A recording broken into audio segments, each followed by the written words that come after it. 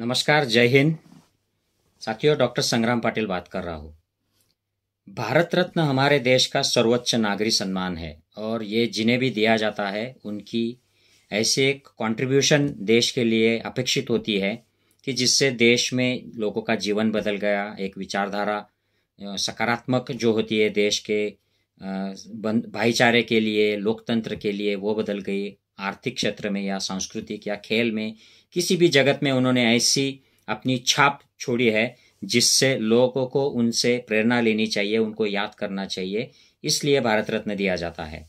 कई बार ये political motivation से पिछले ज़माने में भी दिए गए होंगे, लेकिन आज जिस तरीके से वो हो रहा है, जिस तरीके से इलेक्शन को मद्देनज़र रखते हुए इलेक्शन सामने है और भारत रत्न जो पुरस्कार है जो बांटे जा रहे हैं और ख़ास करके लोगों को, पॉलिटिकल पार्टी को अपनी तरफ अट्रैक्ट करने के लिए, गठबंधन में लेने के लिए, ये हमारे जो भी महान नेता रहे होंगे या शास्त्रज्ञ रहे होंगे उनको भारत रत्न इलेक्शन की राजनीति के लिए दिए जा रहे हैं।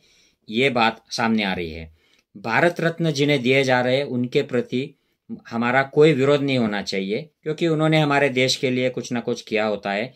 सारे लोगों ने कुछ सकारात्मक की बात की है, ऐसी कोई बात नहीं है। कुछ लोग निगेटिव करते हैं, लेकिन वो शासनकर्ता जो है उनके जो विचार है या उनकी राजनीति है उससे वो सहमत होते हैं, इसलिए भी उनको भारत रत्न दिया जाता है। ऐसे भी कुछ लोग होते हैं और इन भारत रत्न के प्रति जो जिन्हें मिला है उनके लिए मैं विरोध भी नहीं जताना चाहता हूँ। लेकिन जिस तरीके से भारत रत्न का गलत इस्तेमाल चरण सिंह जी को भारत रत्न दिया गया ताकि उनके जो पोते हैं वो मोदी जी के पक्ष में आ जाए, वो मोदी जी के साथ आए और उनके साथ पिछड़ा, अति पिछड़ा बिहार का वो भी एनडीए से जुड़े। नरसिंह राव को दिया गया ताकि आंध्र प्रदेश में राजनीति को इन्फ्लुएंस किया जाए। अडवाणी को दिया क्योंकि उनको जो अपमानित बार बार किया गया है उसकी उससे जो नुकसान मोदी जी को भारत राजनीतिक होने वाला है पार्टी के अंदर से, उसको कुछ तरीके से कम किया जाए। और स्वामीनाथन जी को दिया गया है इस माहौल में ताकि जो किसानों के जो बिल आए थे, उनके जो आंदोलन चले, 750 लोग मारे गए, उसमें कुछ उसको ब्लंट किया जाए, उसमें कुछ कमी आ जाए, उनके आक्रोश में कमी लाई जाए। इस तरीके से राजनीतिक मोटिव से भारत रत्न दिया है। जिन्हें दिया गया है उनके प्रति हम कुछ भी हमें बोलना नहीं चाहिए। अगर टिक्का टिप्पणी करनी है तो वो हमें करने का अधिकार है, लेकिन इस वीडियो का वो उद्देश्य नहीं है।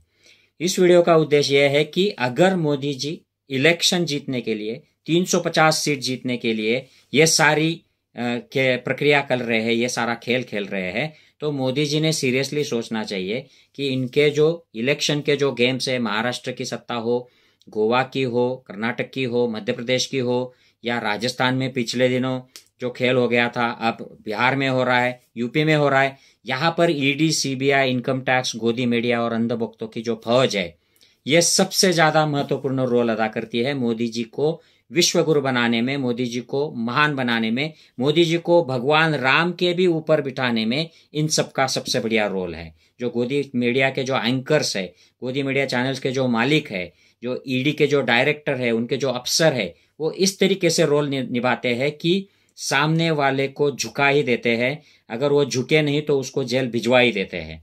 तो ये अगर ध्यान में रखे तो मोदी जी को सबसे पहले अगर भारत रत्न देना है राजनीति के लिए तो ईडी, सीबीआई, इनकम टैक्स, गोदी चैनल और इन अंधभक्तों की फौजों को देना चाहिए, ताकि वो और ज्यादा मोदी जी के लिए काम करेंगे और उत्साहित होकर हर हर मोदी करेंगे, नमो नमो करेंगे और मोदी जी को 100% 350 सीट तो मिल ही जाएंगी। मैं तो ये कहता हूँ कि 350 नहीं, मोदी जी को 543 जो सीट्स है सारी की सारी लोकसभा की मिल जाएगी।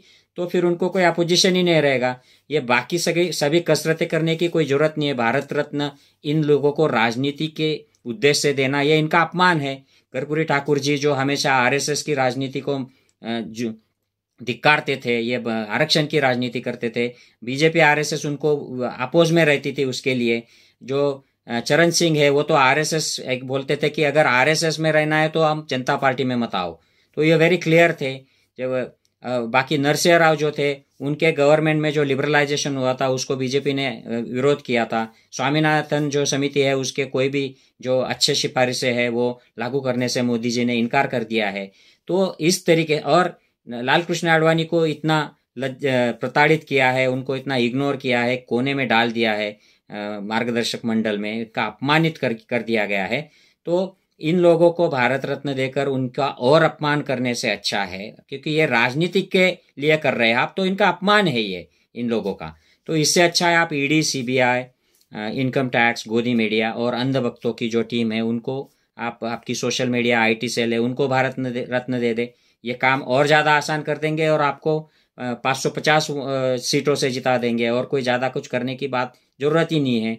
आई होप कि लोगों के ये ध्यान में आए, और इस वीडियो का उद्देश्य भारत रत्न पुरस्कार का या जिन्हें मिला है उनका अपमान करना नहीं है। ये सिर्फ इस राजनीति को एक्सपोज करना है मोदी जी के, कि मोदी जी किस तरह गिर गए हैं, ये बीजेपी RSS की सरकार किस तरह गिर गई है कि ये सावरकर को भारत रत्न नहीं दे रही है, क्योंकि सावरकर को भारत रत्न देने से इनको कोई इलेक्शन का फायदा होने नहीं वाला है।